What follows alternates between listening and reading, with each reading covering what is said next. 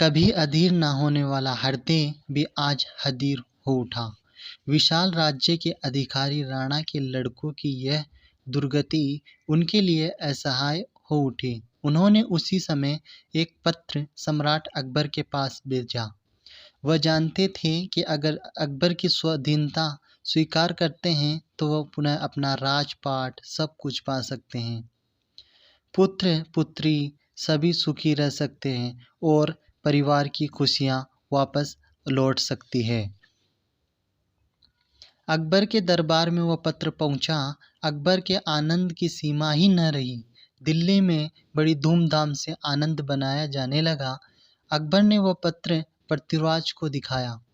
पृथ्वीराज ने उसे बहुत ध्यान से देखा और कहा कि जहाँपनाह, मुझे तो इसे देखकर यह भी विश्वास नहीं होता कि यह पत्र महाराणा का लिखा हुआ होगा। पृथ्वीराज बड़े धार्मिक कवि थे। इधर तो उन्होंने अकबर के मन में ऐसा संदेह उत्पन्न कर दिया था, उधर महाराणा प्रताप के पास कविता में एक एक पत्र लिख भेजा था। उसके बाद पृथ्वीराज की कविता बेकार नहीं गई। अकबर के पास संधि पत्र भेजने के लिए उन्हें बड़ा पश्चाताप हुआ। उनकी नस नस में इस कविता के एक एक शब्द का असर पड़ा। उनका हृदय पुनः उत्तेजित हो उठा। एकाएक वह एक दिन मुगलों पर चढ़ाई कर बैठे।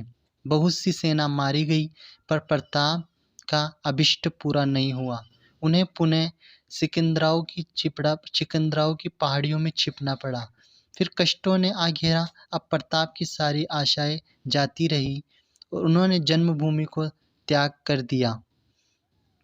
वह आंखों में आंसू भरकर अपनी मातृभूमि को, अपनी जन्मभूमि को अंतिम प्रणाम किया और विदा होने को तैयार हो चुके थे। इसी समय उनके परम विश्वासी मंत्री भामाशाह उनको खोजते हुए आ पहुँचे। भामाशाह ने स्वामी के चरणों में अत्यंत धनराशि उड़ेल दी।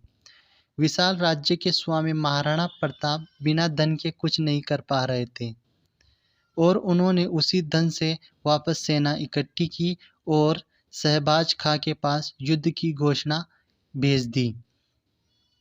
बात ही बात में महाराणा प्रताप की सेना आदि की चारों तरफ दौड़ पड़ी।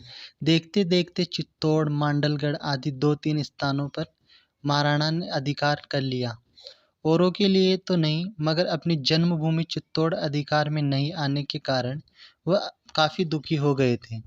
पर अंत में जब उनके सरदार सामंतों ने दृढ़ता के साथ प्रतिज्ञा की कि जब तक हम चित्तौड़ पर अधिकार नहीं कर लेंगे तब तक किसी प्रकार की सुख की आशा नहीं करेंगे।